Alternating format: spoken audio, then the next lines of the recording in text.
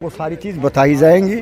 अब जो वास्तव में लड़ाई है जिससे सरकार घबराई हुई है, किस बात से घबरा रही वो है सरकार? खाली पॉलिटिकल नेताओं की लड़ाई नहीं रही। समझते हैं देश के आम मेहनतकश लोग करती हैं।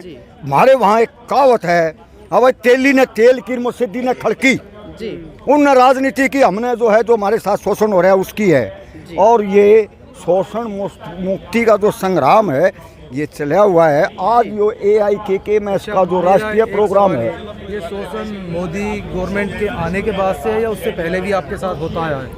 ये शोषण पहले भी था, लेकिन इस सरकार में इसकी रफ्तार बहुत तेज हुई है। और इतनी तेज हुई है कि आम आदमी के जो कानून कायदे फला ढकड़ कॉन्स्टिट्यूशन ये सारी किताबें जो है ना दिखावे के लिए रह गई हैं। वास्तव में क्या होता है कि जो मनमाया वो किया और जो है देश की जनता को लूटने का वो है। इससे निपटने का काम कौन करती है? सरकारें करती हैं। सरकारें जो है एक वो जो पॉलिटिशियन है देश का, वो कह रहा है कि मुझे चुनाव लड़ना है, चुनाव के लिए पैसे चाहिए। और जो कैपिटलिस्ट है वो कहता है पैसा मेरे पास है, चुनाव लड़, मैं कितना ही कमाऊं, खुली छूट होगी, जो रुकावट होगी उससे निपटना तुम्हारा काम है क्योंकि सरकारें तुम्हारी होंगी। उस बात को ये फॉलो कर रहे हैं। पार्लियामेंट में आए दिन वही कानून बनाए जाते हैं जो उन लोगों के यानी देश के कैपिटलिस्ट के हक में हैं और देश के किसान और मजदूर के खिलाफ है वो कानून। अब जहाँ गंभीर अधिगण के इन्होंने साथी ने एक सवाल किया था, मैं इनका एक जवाब दे दूँ।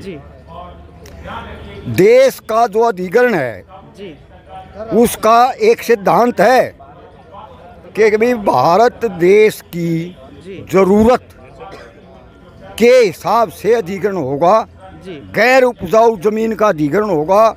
लेकिन उपजाऊ का अधिग्रहण हो रहा है, उपजाऊ का हो रहा है कहीं ना कहीं पूंजीपतियों से साठगांठ नहीं, कहीं नहीं, सीधा उनके हक में हो रहा है।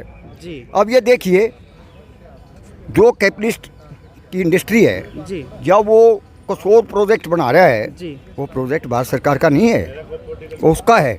उसका जो बेनिफिट है उसका 100% बेनिफिट उसी का है। जो पूंजीपति का है, वो देश का नहीं है। ये जो अभी तो प्राइवेटाइजेशन कर रही है सरकार सब जगह। हाँ, हर जगह कर रही है।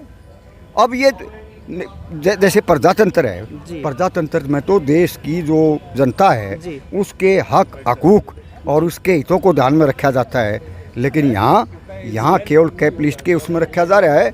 और मेरा एक सवाल है, जैसे अभी यूपी के अंदर गन्ने के पेमेंट को लेके बहुत आंदोलन तेज हो रहे हैं, क्या ये हरियाणा में भी ये समस्या है? हरियाणा में भी है समस्या, हरियाणा में भी समस्या है। यूपी के में गन्ना ले लेते हैं, 3 साल से पेमेंट नहीं हो रही, कैसे किसानों के चूल्हे चलेंगे? ठीक है। अब यार एक बात देखो, एक आदमी ने चुनाव जीत लिया, उसकी पेंशन होगी, 18 बार जीत लिया, 18 बार पेंशन होगी। और एक दूसरे जो लोग हैं जो 18 साल में के भर्ती हो गए, 60 साल में रिटायर आ गए, उनकी पेंशन बंद है, उनकी कोई पेंशन नहीं मिलेगी। माननीय वृद्धि हो रही है, माननीय वेतन वृद्धि 5 गुना, लेकिन मजदूर की वेतन वृद्धि तो होनी चाहिए। अगर एक मजदूर 5,000 रुपये लेता है तो ऑटोमेटिकली उसके 25,000 होने चाहिए। उनको पैसे नहीं मिल रहे। क्यों नहीं मिल रहे? कह रहे सरकारी खजाने में पैसा नहीं है। अरे जो सफाई कर्मचारी है उनको पैसा नहीं, DTC के जो वर्कर है उनको जो पेंशन नहीं है।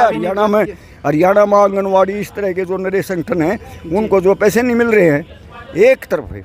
तो ये पैसा जा कहाँ रहा है? ये पैसा ऐसे जा रहा है कि आम आदमी अगर कर्जदार है उसके नोटिस, उसकी संपत्ति कुड़क और उसके ऊपर मुकदमा, और देश का जो कैपिटलिस्ट है उसके औद्योगिक संकट को उभारने से के नाम पर 10,000 करोड़, 15,000 करोड़, तो वो माफ किए जा रहे हैं। 25,000 करोड़ वो माफ